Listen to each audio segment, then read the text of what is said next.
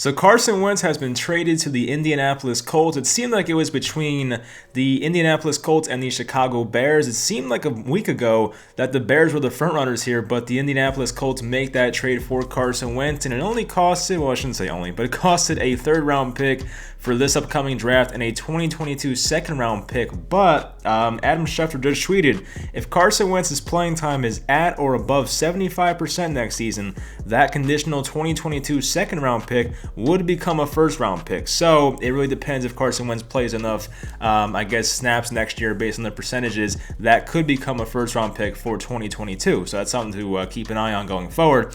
So another interesting thing, the Eagles now, according to Austin Gale of PFF, they will now take $33.8 million in dead cap. That's money they cannot use for next year. So the Eagles, while they do get a couple draft picks here and possibly a first-rounder, you're taking a lot of dead cap here that you cannot use to improve your team for this upcoming season, so that definitely is not good for Philly. But they really must have felt that Carson Wentz is broken. If they really want to take this dead cap hit and trade him without even playing a game on this new contract, they must really feel like this is not fixable. Like, Carson Wentz is done, and now they're going to go with Jalen Hurts as their quarterback, it seems like, unless they take someone at 6, which I guess is possible, but seems like Jalen Hurts might be the answer for them, especially with how much dead cap they have with Wentz. You might as well play with a cheaper quarterback on a second-round contract like Jalen Hurts. So I made a video about Carson Wentz and can he be fixed about 5, 6, 7 days ago.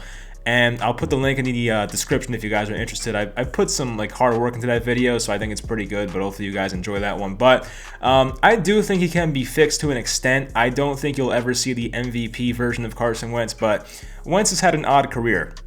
Rookie year, he showed flashes, a lot of ups and downs like any rookie quarterback. Year number 2, played like the MVP of the league the first 11, 12 weeks until he got hurt. And then, in 2018, 2019, played at a pretty high level. He wasn't elite, he wasn't MVP level, but played like a top, I would say, 15, maybe top 10 quarterback in football. He was good. He wasn't excellent, but he was good. And then in 2020, everything went downhill for Carson Wentz. It's just the bottom fell out for him. And I don't think Carson Wentz is as bad as he was in 2020. I mean, there's a lot of factors around him that were not good.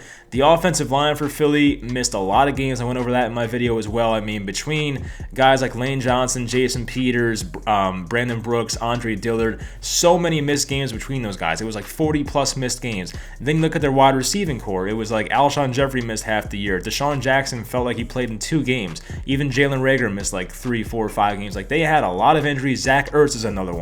Even Dallas Goedert, I think, missed a few games. So they had Carson Wentz had everything going against him, and that's not to take total blame away from Carson Wentz. He himself did a lot of stupid things, and I went over that. But at the same time, Carson Wentz is not that 2020 player. I think Carson Wentz can still be salvageable and play like he was back in 2018, 2019. And you put him on the Indianapolis Colts, who might have the best offensive line in football. And I know Anthony Costanzo, the left tackle, retired. You got to fill that spot in, of course. But when Carson Wentz had that phenomenal 2017 year, even 2018, the Eagles had the best offensive line in football, or top 3. That's part of the reason why Carson Wentz was so damn good, because Carson Wentz's pocket awareness, I mean, sometimes he avoids pressure in a very he'll do some magical stuff back there, but then also he'll do some things where he holds onto the ball too long, makes a bad decision, and ends in a turnover or a really bad sack. So if Carson Wentz has a really good offensive line in front of him, that will make him a lot better. I mean, it's pretty obvious, like a Booger McFarland comment, but still,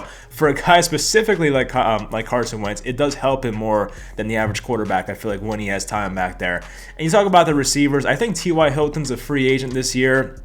I don't know if Zach Pascal's coming back. The big one is Michael Pittman Jr. He was awesome for them as a second-round player out of USC. And then you have some good running backs, Jonathan Taylor. Who else was there? Nyheim Hines, Marlon Mack's a free agent. So I think they have a couple tight ends that are free agents. I know Trey Burton's a free agent. So they have some guys that are up for free agency this year that were under contract, but the Colts for the most part have decent playmakers, and if they add somebody else in free agency or the first round or something like that, then they'll be fine. And honestly, they have the cap room to make something work, because while Carson Wentz is making a ton of money. I have his contract down here.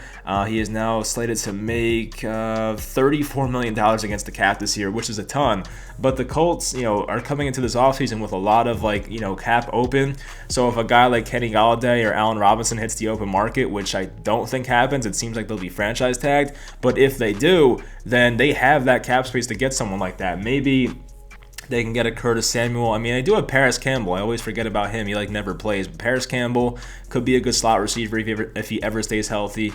Maybe like a Corey Davis. There's options out there. Sammy Watkins could be out there. There's options for the Colts to go about this. And this wide receiving class in the draft looks like a pretty damn good one. So if they can get a guy in the draft as well, maybe two guys, then all of a sudden you're looking a lot better. So, I mean, Carson Wentz will have the offensive line. He might have really good weapons, and he now has Frank Reich once again, who he worked with in Philadelphia when he had a lot of success there. So I feel like this is a really good landing spot for him. I feel like for Carson Wentz, this is better than going to Chicago. Not to throw any shade at the Bears, but the Colts situation for a quarterback is just phenomenal. If Carson Wentz cannot succeed here, then it's probably never going to happen. But Carson Wentz is still 28 years old.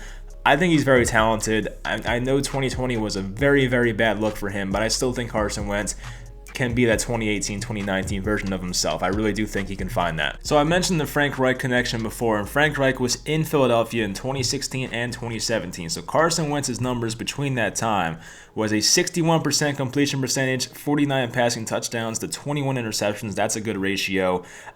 Basically averaging just around 3,900 yards per year, an 88 quarterback rating. So he looked a lot better. I mean, it's not even close, and that's even including his rookie year. That was the rookie year plus the MVP year basically put together. So he's had success there, and I see some correlations between that 2016-2017 Eagles roster and this 2021 Indianapolis Colts roster. The really good offensive line, pretty good playmakers, not elite. I still would probably take the Eagles because they still had Zach Ertz in his prime, and they still had Alshon Jeffrey in his prime, who actually had a pretty healthy season. So they had better weapons, I feel like. But at the same time, the Colts do have some guys. It's definitely it's not the worst receiving group in the world. Definitely, I would say league average at worst. So I think Carson Wentz is in a good spot here, and if they just fix some mechanical issues with him. I talked about his front foot being very off sometimes. It would not point towards his target, playing too much hero ball, stuff that you can fix. I feel like Carson Wentz, you can fix him.